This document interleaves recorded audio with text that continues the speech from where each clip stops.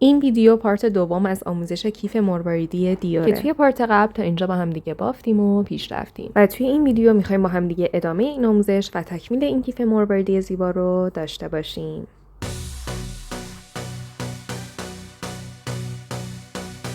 خیلی خب بچه‌ها، الان میخوایم این قسمت‌های حلقه کار رو وصل کنیم. ببینید این تیکایی که من خریدم رفتم بهشون نشون دادم، گفتم که از این تیکای کیفای دیور میخوام و خب هر جایی انگار یه اسمی داره، شما عکس بگیرین، عکس رو نشون بدین و من سایز کوچیکش رو پیدا کردم. حالا فکر می‌کنم این در حد 2 میل اینا باشه، 2-3 میل باشه قطرش و خب این بود توی بازار من گشتم هرچی. و حالا اینجا این رو بیارین جلوی خودتون قرار بدین و حالا این دوتا میخش رو از پشت با پیچ گوشتی باز کنیم. به سمت چپ باز میشه.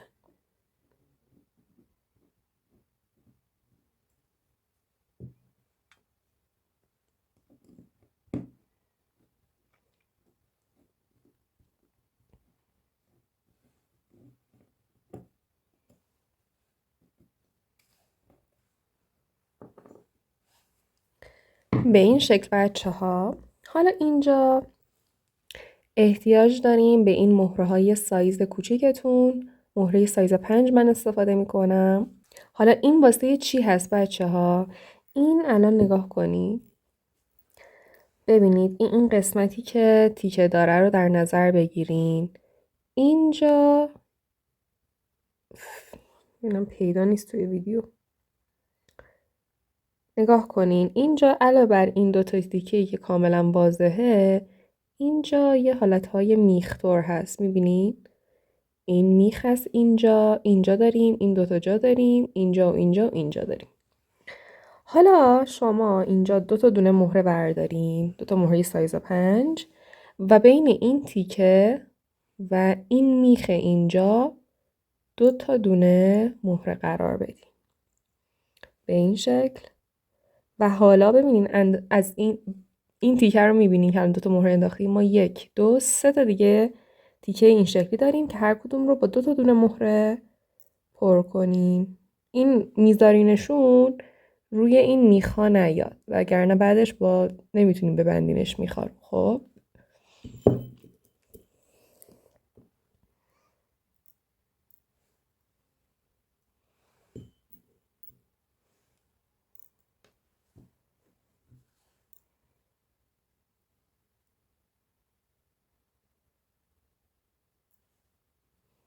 میبینید به این شکل. اینجا دوباره این قسمت رو قرار بدین و دقیقا همون شکلی که بود پیچ ها رو قرار بدین روی کار و ببندینش.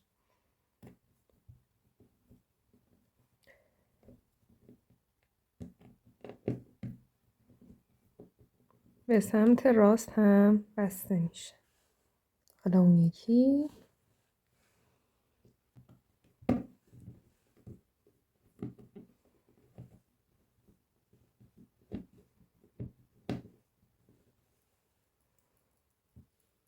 میبینین بچه‌ها به این شکل.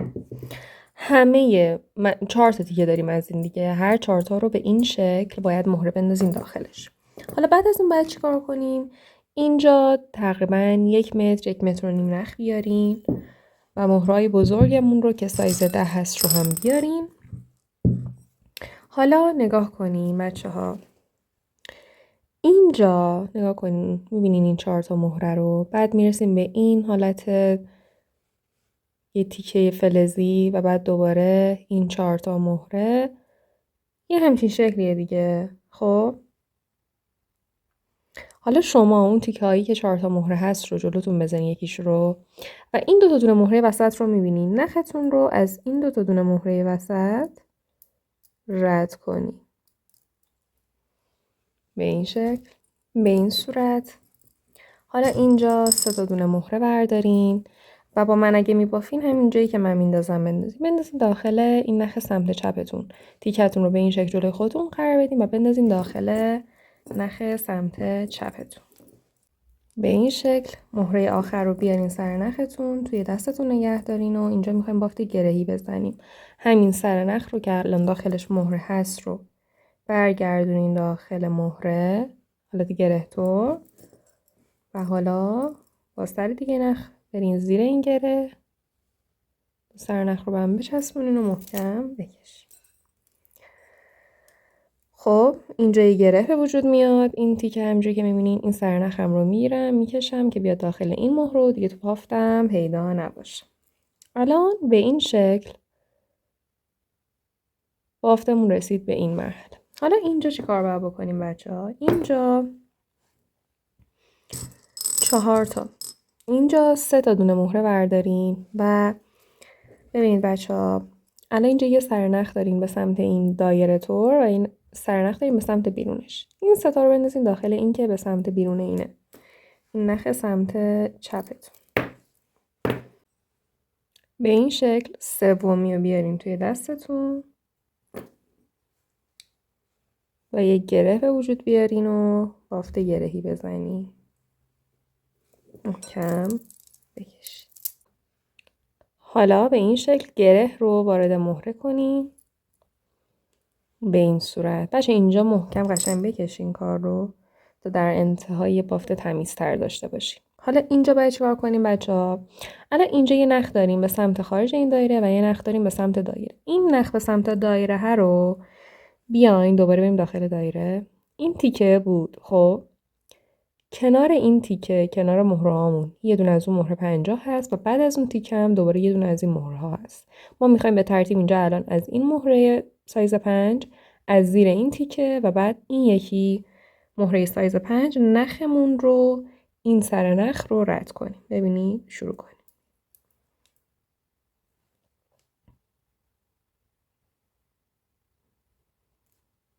بچه یکم اینجا با مهرهایی که داخل کار هست ممکن باید بر برین سوراخش رو پیدا کنیم. الان ما رفتیم داخل این مهره اولیه سایز 5. خب حالا اینجاییم و بریم زیر این تیکه.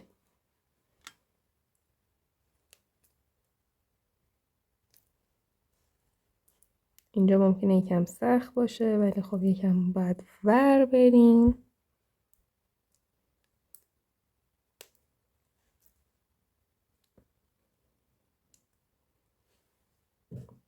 یه چیز تیز کمک بگیرین اگه سر نخ رو دیدین و بکشینش بیرون.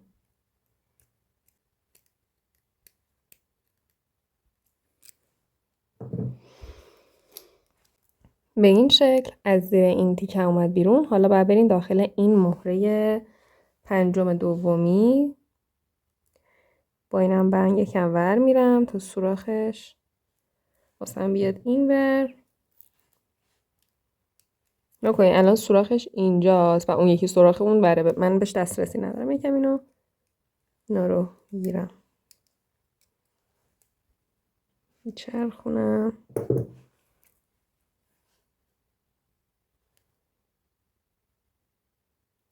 به این شکل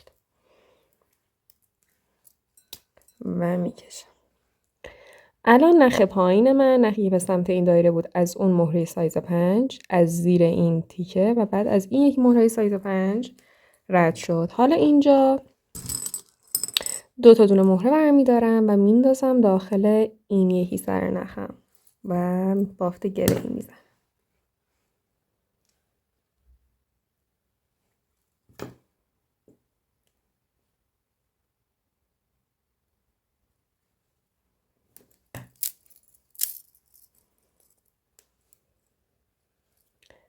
گره رو وارد مهره میکنم به این شکل. حالا اینجا دوباره 3 تا دونه مهره برمیدارم و الان ببینین توی همچین حالت و مرحله‌ای هستیم. هر 3 تا رو بندازین داخل این سر نخ که به سمت خلاف این دایره هست و ببافین.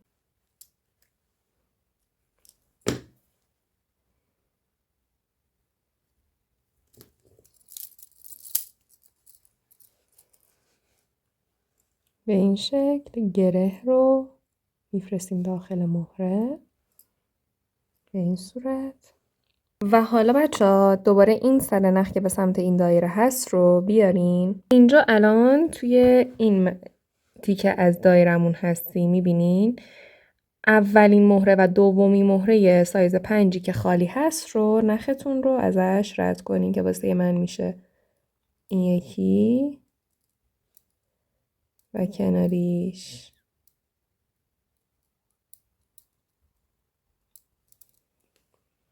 به این صورت. به این شکل. حالا دوباره 2 تا دونه مهره برمی‌دارین میندازین داخل این سر نخ و میبافین.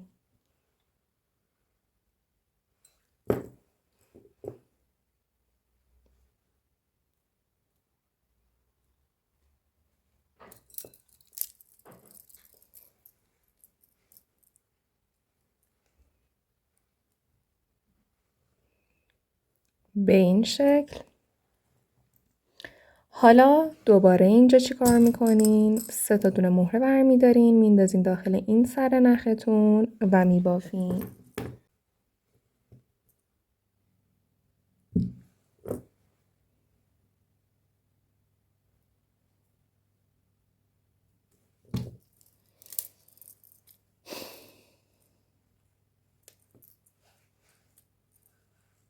این شکل بچه‌ها. حالا رسیدیم به این تیکه. دوباره این تیکه این نخ پایین به سمت دایره رو اینجا دوباره از این مهره سایز 5 زیر این تیکه و این یکی مهره سایز 5 این سمت رد کنین.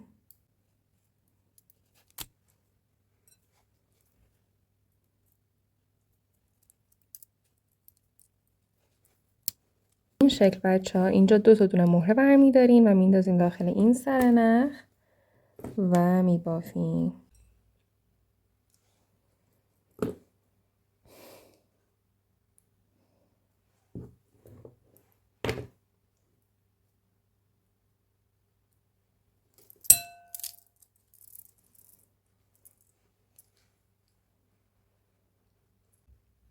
به این شکل و میرسیم به تیکه آخر.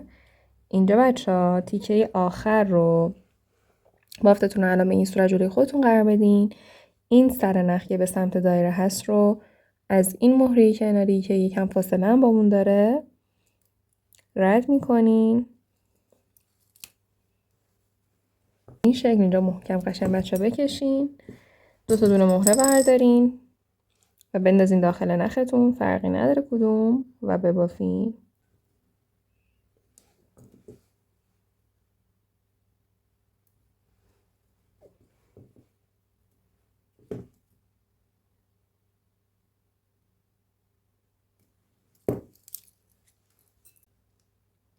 محکم اینجا بکشین تا قشنگ تیکه ها به هم نزدیک شن. گره هم میره داخل این.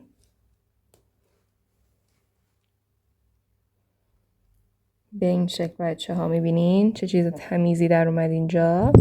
حالا باید برین این سرنختون که گره بهش متصله رو اینو نگه داریم و با این سرنخ بریم بین بافت رد شین. چون نختون سایزش 7 و چی بهش میگن خیلی هم الان بافت گرهی و اینا زدیم، الان این کار محکمه. خب فقط باید یکم ردش کنین و بعد قیچی کنین.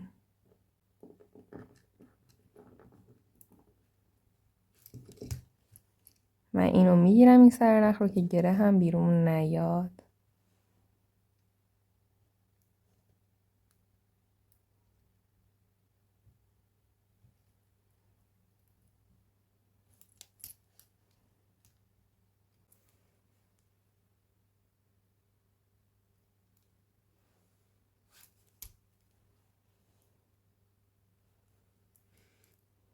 با اون یکی سرنخم رد میکنم.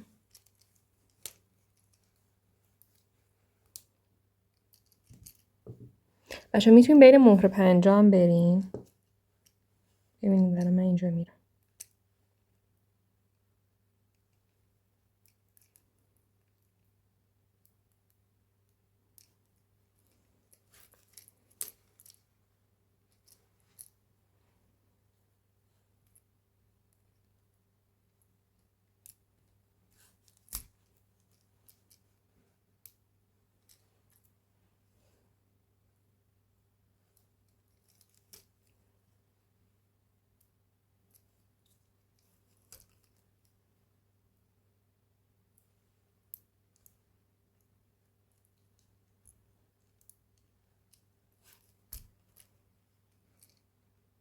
خب بچه ها اینجا یه هم رد کنین دیگه، اینجا دیگه باز نمیشه، محکم میشه. اینجا دو سر نخ رو قیچی کنین.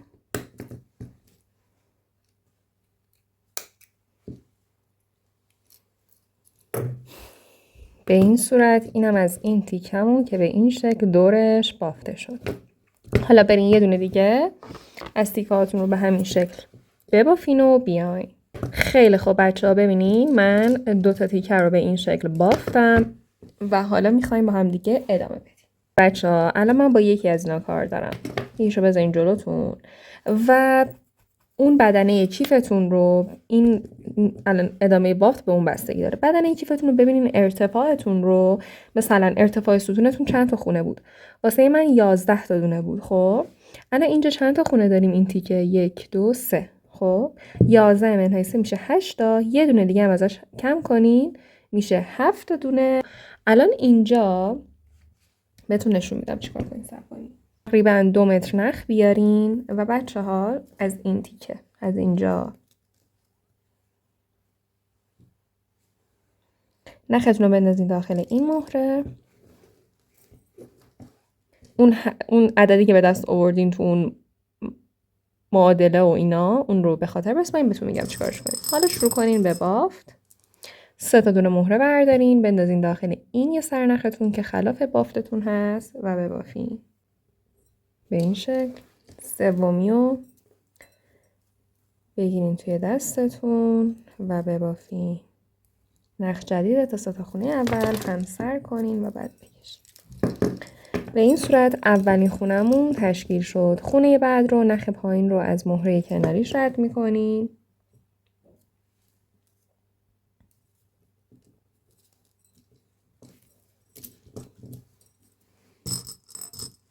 دو تا دونه مهره برمیدارین میندازین داخل این نخ بالاتون و میبافین.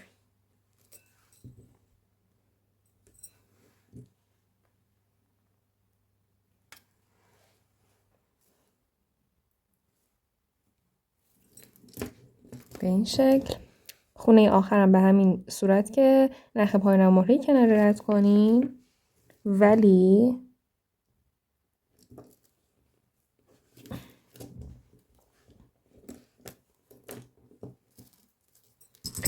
اینجا هر دو تا مهره رو بردارین و بندازین داخل نخ پایین و ببافین.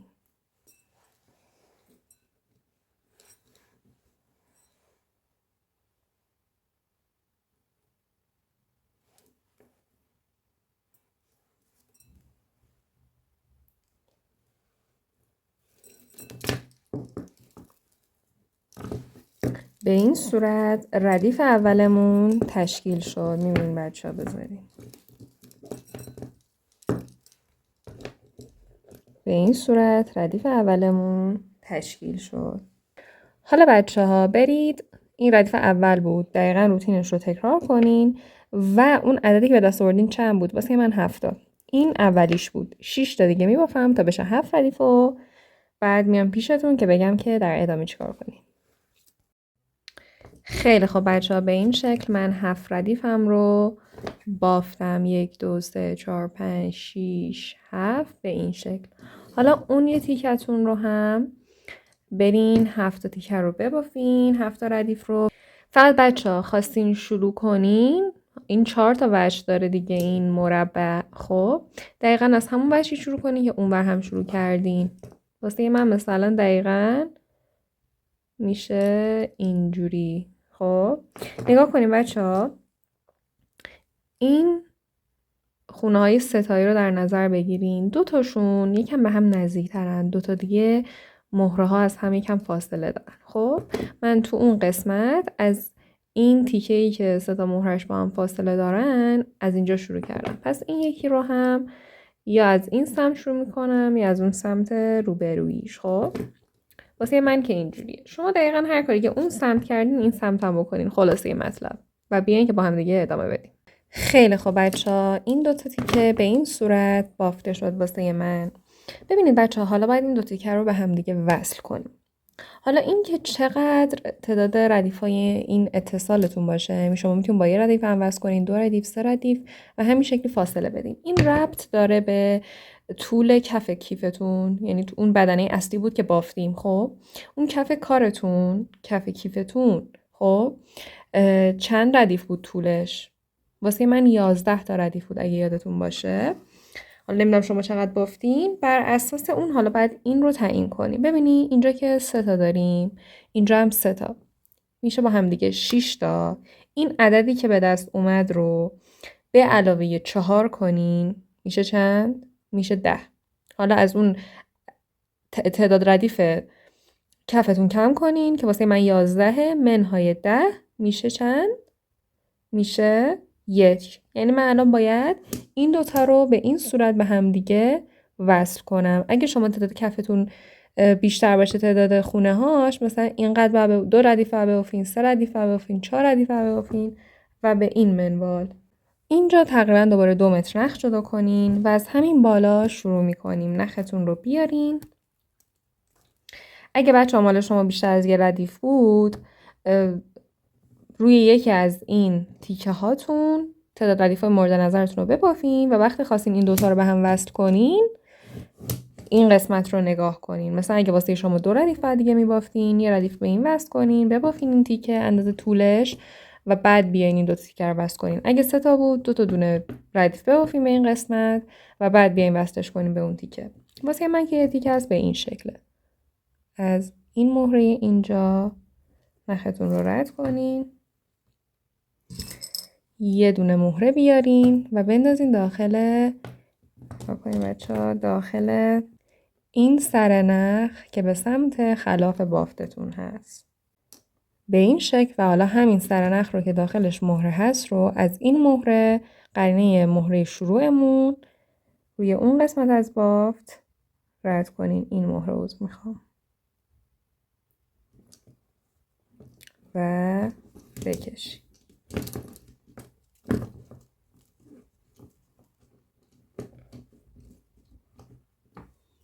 به این صورت اینجا دوباره یه دونه مهره بردارین، بندازین داخل یه سر نختون، فرقی نداره کدوم، و ببافین.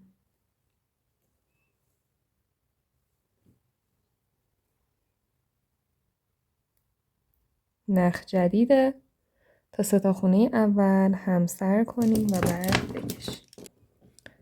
به این شکل. حالا اینجا در ادامه وارد یه روتین میشیم به این صورت که این نخ سمت راست و چپتون رو هر دوتا رو از مهرهای کناریشون رد کنین و با یه مهره بافت بزنین.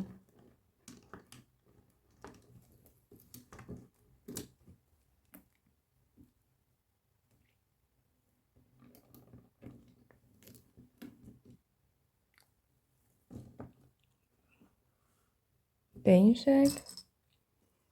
یه دونه مهره بردارین، بندازین داخل یه سر نختون، فرقی نداره کدوم، و ببافین. اینم از دومی خونه. خونه های بعد رو با همین روتین ببافین تا برسین به آخرین خونه‌تون و بعد بیاین که با هم دیگه ادامه بدیم. خیلی خوب بچه ها، به این شکل من این رو وصل کردم. فقط بچه ها تو این مرحله نختون رو خیلی بین کار رد کنین. اینجوری باعث میشه استحکام بهتر و ایستایی بهتری داشته باشه، صاف و سوفتر هم باشه. حالا باید این رو من وصل کنم به این قسمت از کارم، وصل میکنم و بعد میام بهتون بگم که چجوری شما وصل کنین و بافتتون رو ادامه بدین. خیلی خوب بچه ها، من اون سمت رو وصل کردم همینجوری که بهتون گفتم. حالا بیاین که به شما هم یاد بدم چجوری واسه خودتون این تیکه رو به این تیکه کیف وصل کنین. اینجا تقریبا 2 متر نخ جدا کنین بچه ها. حالا نختون رو بیاین از این مهره رد کنین.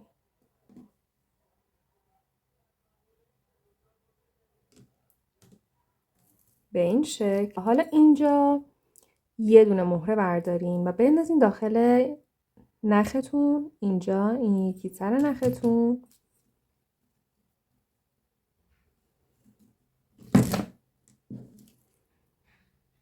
به این شکل بچه ها. حالا همین سر نخ رو که داخلش مهره هست رو بیاین از این مهره نگاه کنین این مهره از این ستون رد کنین. حالا اینجا بکشین یکم به این شکل. حالا دوباره یه دونه دیگه مهره بردارین بندازین داخل یه سرنختون، فرقی نداره کدومو، با سر دیگه نخ ببافین. نخ جدیده تا 3 تا خونه اول همسر کنین و بعد بکشین. بچه‌ها به این شکل این اولین خونه رابطه ما اینجا هست. حالا وارد یک روتین میشیم. به این شکل بچه‌ها ببینین الان یه نخ سمت راست داریم، یه نخ سمت چپ. هر دوتا رو از مهرهای کناریشون رد کنین. نگاه کنین این نخ سمت چپ رو از مهره کناریش و نخ سمت راست رو هم از مهره کناریش از روی این تیکه، نخ سمت چپ رو هم از داخل این مهره که روی ستون هست رد کنین.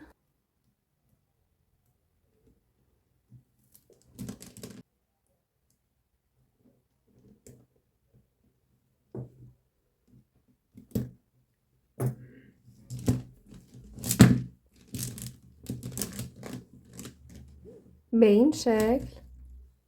حالا یه دونه مهره بردارین بندازین داخل یه سرنختون، فرقی نداره کدوم، همسر کنین و بکشین.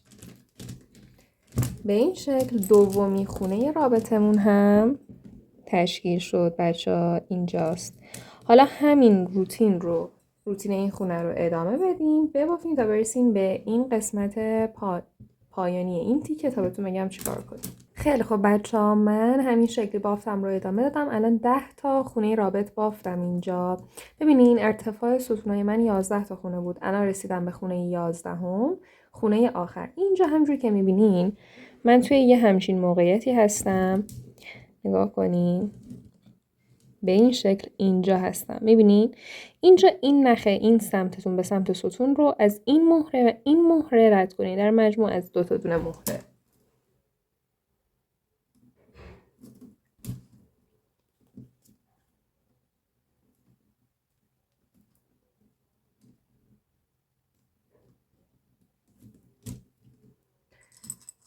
به این شکل. حالا اینجا یه دونه مهره بردارین و ببافین.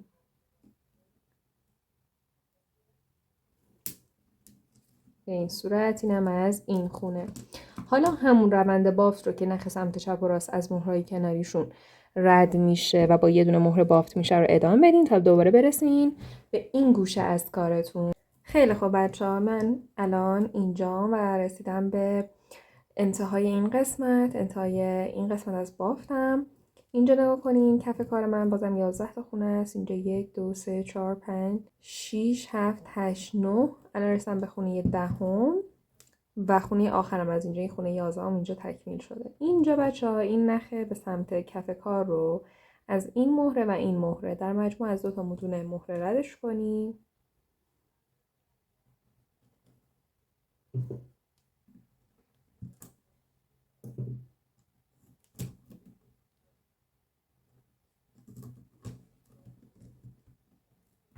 به این شکل.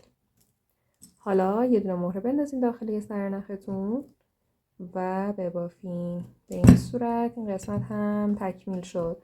حالا دوباره همون روتین نخ سمت چپ و راست رو که از مهرهای کناریش رد میکنیم با یه دونه مهره میبافین رو ادامه بدیم. برین تا بالا این تیکه هم کامل وصل شو تموم بشه. خب بچه‌ها من وصل کردم. شما برین اون سمت رو هم وصل کنین و اینجا دیگه کار این قسمتتون به اتمام میرسه.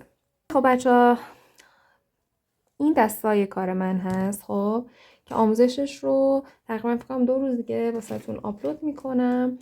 بعد ببینین و ببافین و بعد بیاین این تیکر ببینین. ببینین اینجا که دستتون رو بافتین به این شکل میاین این حلقه ها رو وارد این قسمت میکنین به این شکل و این ور رو هم به این شکل وصل میکنین.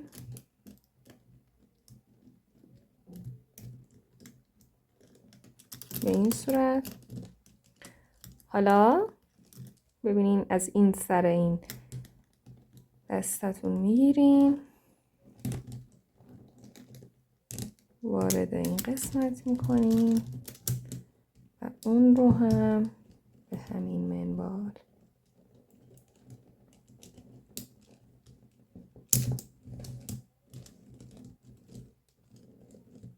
ببینید بچه ها به این شکل. من میرم اون یکی دستم رو هم وصل کنم و بیام. خب بچه ها من اون سمت رو هم وصل کردم، 2 تا دسته رو، و اینم از این آموزش. بچه ها اگه از این آموزش لذت بردین لطفاً ویدیو رو لایک کنین و هم کامنت های قشنگ بذارین تا ویدیو همینجور بیشتر دیده بشه، منم انرژی بیشتر بگیرم و واسهتون ویدیو بیشتری بذارم. مرسی که ویدیو رو تا آخر تماشا کردین. اگه از این آموزش لذت بردی این 2 تا ویدیو هم که میاد روی صفحه میتونی نگاه کنی و ببافی و لذت ببری بازم بیشتر از هنر دستت. و اینکه تا ویدیو بعدی، خدا نگهدار.